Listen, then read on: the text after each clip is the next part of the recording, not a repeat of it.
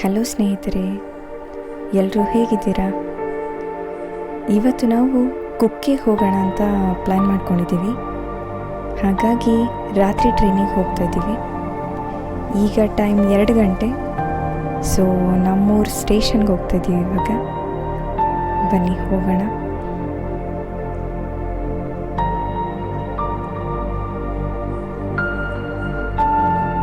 ನೋಡಿ, ಮಧ್ಯರಾತ್ರಿ ಆಗಿದೆ, ಜನನೇ ಇಲ್ಲ ಸ್ಟೇಷನ್ ಹತ್ರ.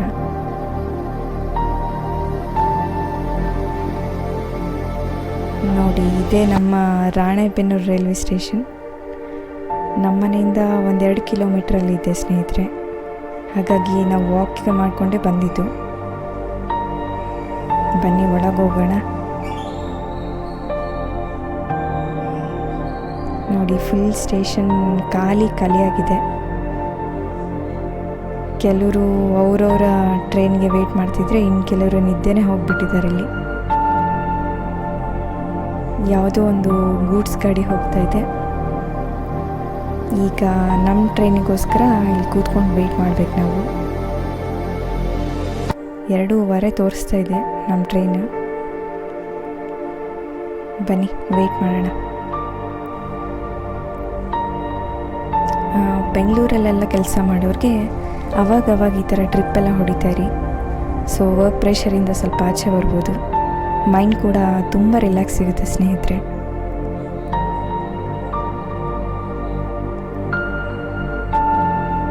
ಸೊ ನಮ್ಮ ಟ್ರೈನ್ ರಾತ್ರಿ 2:15 ಬಂತು. ಸೊ ಹಾಗಾಗಿ ಮಲ್ಕೊಂಡ್ಬಿಟ್ಟಿದ್ವಿ ನಾವೆಲ್ಲ. ಇವಾಗ ಬೆಳಗ್ಗೆ ನೋಡ್ತಾ ಇದ್ದೀರಲ್ಲ ಎಷ್ಟು ಚೆನ್ನಾಗಿದೆ ಅಂತ ಹೇಳಿ ಸೀನ್ರಿ ಎಲ್ಲ. ಇವಾಗ ನೆಕ್ಸ್ಟ್ ಸುಬ್ರಹ್ಮಣ್ಯ ರೋಡ್ ಸ್ಟಾಪ್ ಬರುತ್ತೆ. ಇದೇ ಸ್ಟೇಷನ್ ನಾವು ಇಳ್ಕೋಬೇಕಾಗಿರೋದು. ನೀವು ಈ ಟ್ರೈನಿಗೆ ಬಂದರೆ ಸುಬ್ರಹ್ಮಣ್ಯ ರೋಡ್ಗೆ ಇಳ್ಕೋಬೇಕು ಸ್ನೇಹಿತರೆ. ನೋಡ್ತಿದ್ದೀರಲ್ಲ ಎಷ್ಟು ಚೆನ್ನಾಗಿದ್ದಾರೆ ಅಂತ ಹೇಳಿ. ಎಲ್ಲ ಕುಕ್ಕೆಗೆ ಹೋಗೋರೆ ಇಲ್ಲಿ ಬಂದಿರೋದು. ಬನ್ನಿ ಹಾಗೆ ಆಚೆ ಹೋಗಿ. ಇಲ್ಲಿಂದ ನಿಮಗೆ ಬಸ್ ಕೂಡ ಸಿಗುತ್ತೆ. ಹಾಗೆ ಓನ್ ವೆಹಿಕಲ್ ಇದ್ದವ್ರಿಗೆ ತುಂಬ ಈಸಿ ಆಗುತ್ತೆ. ಇಲ್ಲ ಅಂತ ಹೇಳಿದ್ರೆ ಇಲ್ಲಿ ವೆಹಿಕಲ್ ಸಿಗುತ್ತೆ ನಿಮಗೆ. ಪರ್ ಹೆಡ್ ಅಂತ ಹೇಳಿ ಚಾರ್ಜಸ್ ತಗೋತಾರೆ. ಸೊ ಹಾಗೆ ಕೂಡ ನೀವು ಹೋಗ್ಬೋದು. ಆದರೆ ತುಂಬ ಕಮ್ಮಿ ಸ್ನೇಹಿತರೆ ಸಿಗೋದು. ಎಲ್ಲ ರಶ್ ಇರುತ್ತೆ ತುಂಬಾ.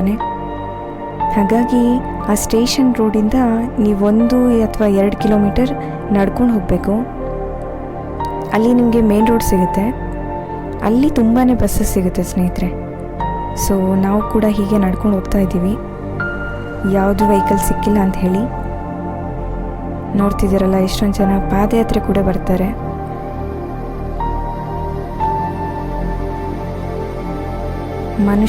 ಮನುಷ್ಯನ ನಂಬಕ್ಕಿಂತ ಹೆಚ್ಚು ದೇವ್ರನ್ನ ನಂಬೋದೇ ಒಳ್ಳೆಯದು ಅಂತ ಹೇಳ್ತೀನಿ. ನೋಡ್ತಿದ್ದೀರಲ್ಲ ಎಲ್ಲ ಹೇಗೆ ಲಗೇಜ್ನ ಹಿಡ್ಕೊಂಡು ಹಾಗೆ ಹೋಗ್ತಾ ಇದ್ದಾರೆ ಅಂತ ಹೇಳಿ. ಸೊ ಹೀಗೆ ನಡ್ಕೊಂಡು ಹೋಗ್ತಾ ಇದ್ದೀವಿ ನಾವು ಕೂಡ. ತುಂಬ ಬಿಸಿಲು ಕೂಡ ಇತ್ತು ಅಲ್ಲಿ. ಈಗ ನಿಮ್ಗೆ ಕಾಣಿಸ್ತಿದಲ್ವಾ, ಈ ರೋಡ್ಗೆ ಬಂದು ನಿಂತ್ಕೋಬೇಕು ನೀವು ಕೂಡ. ಇಲ್ಲಿ ತುಂಬಾ ವೆಹಿಕಲ್ ಕೂಡ ಸಿಗುತ್ತೆ, ಹಾಗೆ ಬಸ್ಸಸ್ ಕೂಡ ತುಂಬಾ ಸಿಗುತ್ತೆ ಸ್ನೇಹಿತರೆ. ಧರ್ಮಸ್ಥಳ ಅಥವಾ ಕುಕ್ಕೆ ಎರಡಕ್ಕೂ ಹೋಗೋರ್ಗೂ ಇಲ್ಲಿ ಬಸ್ಸಸ್ ಸಿಗುತ್ತೆ. ಸೊ ನಾವು ಕೂಡ ಹತ್ಕೊಂಡು ಬಂದ್ವಿ ಬಸ್ಸಲ್ಲಿ. ಇದು ನೆಕ್ಸ್ಟ್ ನೀವು ನೋಡ್ತಾ ಇರೋದು ಕುಕ್ಕೆ ಬಂದ ತಕ್ಷಣ ಸ್ಟಾಪ್ ಕೊಡ್ತಾರಲ್ಲಿ. ನದಿ ಅಂತ ಹೇಳಿ ಒಂದು ಸ್ಟಾಪ್ ಬರುತ್ತೆ. ಅಲ್ಲಿಂದ ಮತ್ತೆ ನಾವು 1-2 ಕಿಲೋಮೀಟರ್ ನಮ್ಮ ಹೋಮ್ ಸ್ಟೇಗೆ ನಡ್ಕೊಂಡು ಹೋಗ್ತಾ ಇದ್ದೀವಿ. ನಡೆಯೋದ್ರಿಂದ ಒಳ್ಳೆಯದೇ ಅಂತ ಹೇಳಿಬಿಟ್ಟು ನಡೀತಾ ಇರೋದು. ನಮಗೆ ಅದರಿಂದ ಏನು ಪ್ರಾಬ್ಲಮ್ ಇಲ್ಲ. ನಡೆಯೋದ್ರಿಂದ ಅಭ್ಯಾಸ ಇದೆ ಮೊದಲಿಂದನೂ. ಹಾಗಾಗಿ ವಾಕ್ ಮಾಡಿಕೊಂಡೇ ಹೋಗ್ತಾ ಇದ್ದೀವಿ. ಆದರೆ ಬಿಸಿಲು ತುಂಬಾ ಹೆಚ್ಚಾಗ್ತಾಯಿತ್ತು. ನಾವು ರೀಚ್ ಆದಾಗ 11 ಗಂಟೆ ಆಗಿತ್ತು ಸ್ನೇಹಿತರೆ. ಸೊ ಹಾಗಾಗಿ ಇದೇ ನಾವು ಹೋಗ್ತಾ ಇರೋ ರೋಡಲ್ಲೇ ನಮ್ಮ ಹೋಮ್ ಸ್ಟೇ ಇರೋದು. ನೀವು ಟೆಂಪಲ್ ನಿಯರ್ ತೊಗೊಂಡ್ರೆ ತುಂಬಾ ಹೋಮ್ ಸ್ಟೇ ಸಿಗುತ್ತೆ. ಆದರೆ ನಮ್ಮದು ಸ್ವಲ್ಪ ದೂರ ಆಗಿತ್ತು.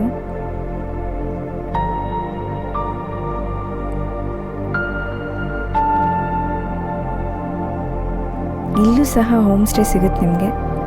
ಆದರೆ ಅಲ್ಲಿ ಒಂದು ಇಲ್ಲಿ ಒಂದು ಆ ಥರ ಇದೆ. ಆದರೆ ಫೆಸಿಲಿಟೀಸ್ ಎಲ್ಲ ಚೆನ್ನಾಗೇ ಇತ್ತು ಸ್ನೇಹಿತರೆ. ನೋಡ್ತಿದ್ದೀರಲ್ಲ ನೀವು, ಆನ್ಲೈನಲ್ಲಿ ನೀವೆಲ್ಲ ಬುಕ್ ಮಾಡ್ಕೋಬೋದು. ಅವ್ರ ಕಾಂಟ್ಯಾಕ್ಟ್ ನಂಬರ್ಸ್ ಹಾಕಿರ್ತಾರಲ್ಲಿ, ಸೊ ಸಿಕ್ಕಿರುತ್ತೆ. ಕಾಲ್ ಮಾಡಿ ಆನ್ಲೈನಲ್ಲೇ ಬುಕ್ಕಿಂಗ್ ಮಾಡ್ಕೋಬೋದು ನೀವು.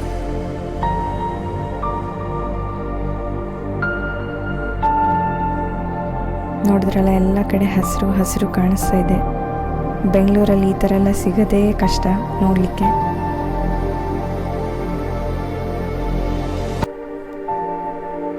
ಸೊ ನಾವು ಸ್ಟೇ ಆಗಿದ್ದು ಹೋಮ್ ಸ್ಟೇ ಹೆಸರು ಕುಕ್ಕೆ ಗೆಸ್ಟ್ ರೂಮ್ ಅಂತ ಇಲ್ಲಿ ನೋಡ್ತಾ ಇದ್ದೀರಲ್ವಾ, ಇದೇ ನಾವು ಸ್ಟೇ ಆಗಿರೋದು ಒಂದು ದಿನಕ್ಕೋಸ್ಕರ. ನೋಡಿ, ಈ ಸೈಡೆಲ್ಲ ಹಾಗೆ ವ್ಯೂ ಇದೆ. ಸೊ ಇದೇ ನಾವು ಬುಕ್ ಮಾಡಿದ್ದು ರೂಮು. ಒಂದು ದಿನಕ್ಕೆ 700 ರೂಪಾಯಿ. ಆನ್ಲೈನಲ್ಲೇ ಬುಕ್ ಮಾಡ್ಕೊಂಡಿದ್ದೀವಿ ಸ್ನೇಹಿತರೆ ನಾವು ಹಿಂದಿನ ದಿನ. ಸೊ ಇದೊಂದು ರೂಮು, ವಾಶ್ರೂಮ್ ಮತ್ತು ವಾರ್ಡ್ರೋಬ್ಸ್ ಎಲ್ಲ ಇರುತ್ತೆ ನಿಮಗೆ. ಕ್ಲೀನಾಗಿ ಮೇಂಟೈನ್ ಮಾಡಿದ್ರು ಕೂಡ. ಸೊ ಇವಾಗ ನಾವು ಫ್ರೆಶ್ ಅಪ್ ಆಗಿ ಆಮೇಲೆ ದೇವಸ್ಥಾನ ಕಡೆ ಹೋಗ್ತಿದ್ದೀವಿ.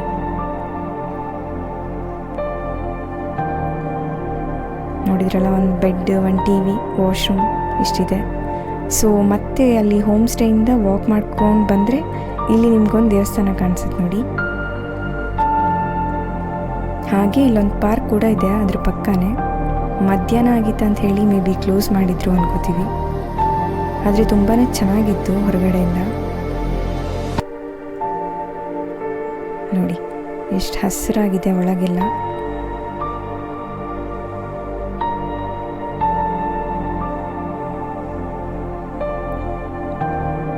ಹಾಗೆ ಸ್ವಲ್ಪ ಮುಂದೆ ಬಂದರೆ ಒಂದು ಗಣೇಶ ಟೆಂಪಲ್ ಕೂಡ ಇತ್ತು. ಅದಕ್ಕೂ ಸಹ ನಾವು ದರ್ಶನ ಪಡೆದು ಮತ್ತೆ ಕುಕ್ಕಿಗೆ ಹೋಗೋ ದಾರಿ ಹೋಗ್ತಿದ್ದೀವಿ. ಇದು ನೋಡಿ, ನೀವು ಬರುವಾಗ ಇದು ಕೂಡ ನೋಡಿ ಹೋಗ್ಬೋದು. ಚೆನ್ನಾಗಿದೆ ದೇವಸ್ಥಾನ. ಹಾಗೆ ಒಂದು ಪ್ರದಕ್ಷಿಣೆ ಹಾಕ್ಕೊಂಡು ಇಲ್ಲೂ ಒಂದಿದೆ ಕಾಶಿ ಕಟ್ಟೆ ಅಂತ ಹೇಳಿ, ಮುಖ್ಯ ಪ್ರಾಣರ ದೇವಸ್ಥಾನ ಅದು. ಹಾಗೆ ಕೈ ಮುಗಿದು ಗಣೇಶಂಗೆ ಮತ್ತೆ ಮುಂದೆ ಹೋಗ್ತಿದ್ದೀವಿ. ಅಲ್ಲಿಂದ ಒಂದು 3 ಕಿಲೋಮೀಟರ್ ವಾಕ್ ಮಾಡಬೇಕು ಸ್ನೇಹಿತರೆ ನೀವು. ಸ್ಟ್ರೇಟ್ ರೋಡ್ ಇದೆ, ನಿಮಗೆ ಏನೂ ಕನ್ಫ್ಯೂಸ್ ಕೂಡ ಆಗಲ್ಲ ನೋಡ್ತಾ ಹೋದರೆ.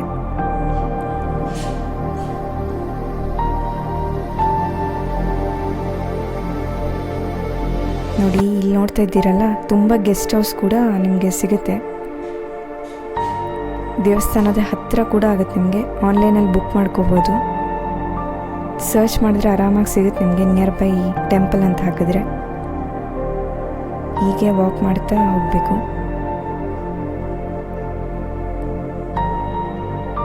ಇದು ಬಸ್ ಸ್ಟ್ಯಾಂಡ್ ಸ್ನೇಹಿತರೆ, ಅಲ್ಲಿ ನಿಯರ್ ಬೈ.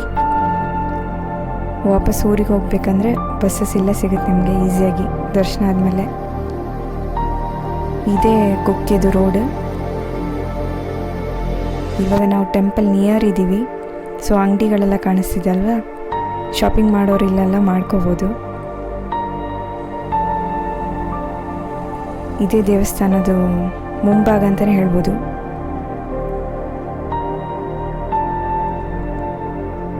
ಇಲ್ಲಿಂದ ಎಡಗಡೆ ತಿರುಗಿದ್ರೆ ನಿಮಗೆ ಕಾಣಿಸುತ್ತೆ ಎದುರುಗಡೆನೆ ದೇವಸ್ಥಾನ. ಹಾಗೆ ಹೋಗ್ತಿದ್ರೆ ನಿಮಗೆ ಬಲಗಡೆಯಲ್ಲಿ ಹೋಟೆಲ್, ಶಾಪಿಂಗಿಗೆ ಅದು ಇದು ಶಾಪ್ಸ್ ಎಲ್ಲ ಸಿಗುತ್ತೆ. ಸೊ ಆರಾಮಾಗಿ ಶಾಪಿಂಗ್ ಎಲ್ಲ ಮಾಡ್ಕೋಬೋದು.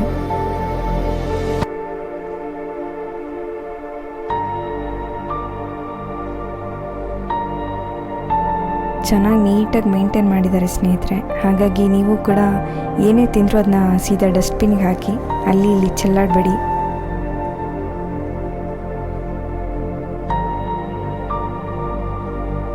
ಹೀಗೆ ಮುಂದೆ ಹೋಗ್ತಾ ಹೋಗ್ತಾ ದೇವಸ್ಥಾನದ ಒಳಗಡೆ ಹೋಗ್ಬೋದು.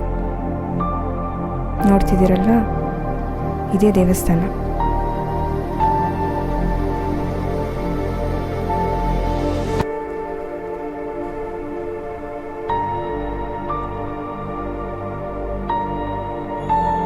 ಈ ಸೈಡ್ ಕಾಣ್ತಾರೆ ಹಾಲೆಲ್ಲ ಊಟದ ಹಾಲ್. ಊಟಕ್ಕೆ ನೀವು ಅಲ್ಲಿಂದ ಕ್ಯೂ ಹಚ್ಚಿ ಒಳಗೆ ಹೋಗಬೇಕು. ಈ ಸೈಡ್ ನಿಮಗೆ ಸ್ಲಿಪ್ಪರ್ ಕೌಂಟರ್ ಮತ್ತು ಲಗೇಜ್ ಕೌಂಟರ್ ಸಿಗುತ್ತೆ. ಆ ಸೈಡೇ ದೇವಸ್ಥಾನದ ಪಕ್ಕದಲ್ಲೇ ಪ್ರಸಾದದ ಕೌಂಟರ್ ಕೂಡ ಇದೆ. ನೀವು ಪ್ರಸಾದ ತೊಗೊಂಡು ಹೋಗ್ಬೋದು ಮನೆಗೆಲ್ಲ.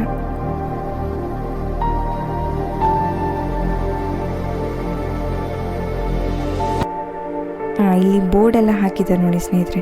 ಸೇವಾ ಕೌಂಟರ್, ಊಟದ ಕಡೆ, ಭೋಜನಕ್ಕೆ ಶಾಲೆ, ಈ ಥರ ಬೋರ್ಡ್ ನೋಡ್ಕೊಂಡು ನೀವು ಆರಾಮಾಗಿ ಹೋಗ್ಬೋದು ಒಳಗಡೆ. ಅಷ್ಟೇನು ಕಷ್ಟ ಕೂಡ ಆಗಲ್ಲ, ಇಲ್ಲಿ ಆರಾಮಾಗಿ ಗೊತ್ತಾಗುತ್ತೆ.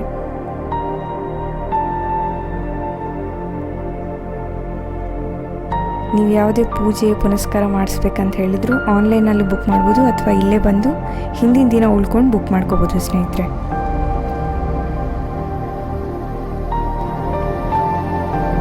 ನೀವು ನೋಡ್ತಿದ್ದೀರಲ್ಲ, ಇದು ದೇವಸ್ಥಾನದ ಹೊರಗಿನ ಆವರಣ ಅಂತಲೇ ಹೇಳ್ಬೋದು. ಸೊ ಎಲ್ಲ ದರ್ಶನ ಎಲ್ಲ ಆದಮೇಲೆ ಮಧ್ಯಾಹ್ನ ಆಗಿತ್ತು. ಏಕಾದಶಿ ಇದ್ದಿದ್ದರಿಂದ ಫಳಾಹಾರ ಇತ್ತು ಅವತ್ತು. ಸೊ ನಾವು ಫಳಾಹಾರ ಮಾಡಿಕೊಂಡು ಮತ್ತೆ ರೂಮಿನ ಕಡೆ ಹೋಗ್ತಿದ್ದೀವಿ ಅವತ್ತು. ಸೊ ಇದು ಊಟದ ಹಾಲು. ನೀವು ಅಲ್ಲಿ ಏನು ನೋಡಿದ್ರಿ ಸ್ಟಾರ್ಟಿಂಗಲ್ಲಿ, ಅದೇ ಹಾಲ್ ಇದು.